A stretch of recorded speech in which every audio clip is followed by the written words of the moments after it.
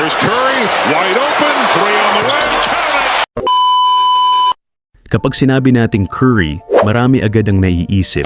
Dilaw na sabaw, maanghang na ulam, at mabangong spices.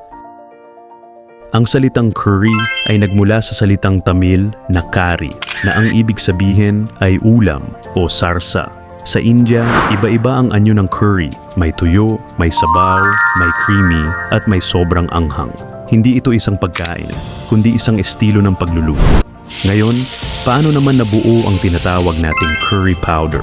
Ang curry powder ay isang halo ng iba't ibang pampalasa, karaniwang giniling at pinagsama, ngunit mahalagang tandaan.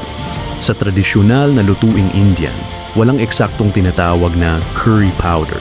Sa halip, sari-sari at sariwa, ang ginagamit nilang spices depende sa rehiyon at putahe. Ang curry powder na kilala natin ngayon ay isang imbensyon na ginawa para gawing simple ang komplikadong lasa ng curry. Ang curry powder ay hindi talaga nagmula sa India mismo. Ito ay nabuo dahil sa impluwensya ng mga mananakop, lalo na ng mga British noong ika-18 siglo, dumating ang mga British sa India sa panahon ng kolonyalismo. Nahumaling sila sa lasa ng mga Indian dishes. Ngunit, nahirapan silang gayahin ang komplikadong paraan ng pagluluto, kaya naisip nila, paano kung pagsamahin na lang ang mga spices sa isang pulbos? At doon isinilang ang curry powder, isang simplified version ng Indian spices.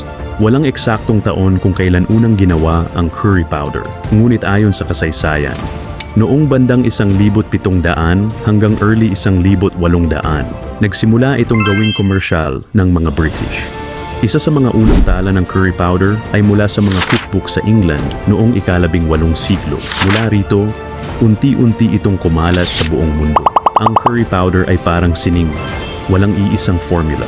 Ngunit karaniwang sangkap nito ay turmeric, nagbibigay ng dilaw na kulay coriander, may citrus na lasa cumin, earthy at mainit na flavor, fenugreek, bahagyang mapait chili powder, para sa anghang ginger, para sa init at aroma garlic powder, dagdag lasa black pepper, classic anghang, ang kombinasyon ng mga ito, ang bumubuo sa kakaibang lasa ng curry.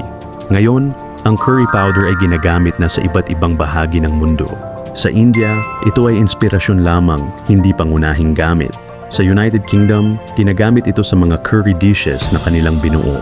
Sa Japan, ginawa nila ang kanilang sariling version, ang Japanese curry na mas matamis at malapot. At sa Philippines, ginagamit ito sa chicken curry, vegetable curry, seafood curry. Isang patunay na ang curry powder ay naging global na lasa. Ang curry powder ay hindi lang simpleng pampalasa. Ito ay simbolo ng paglalakbay. Mula sa sinaunang lutuing Indian hanggang sa impluwensya ng kolonyalismo, hanggang sa maging bahagi ng kusina ng buong mundo. Sa bawat tikim, may kasaysayan. Sa bawat amoy, may kwento. At sa bawat luto, may koneksyon ang iba't ibang kultura. Ito ang kapangyarihan ng pagkain. Ito ang kwento ng curry powder.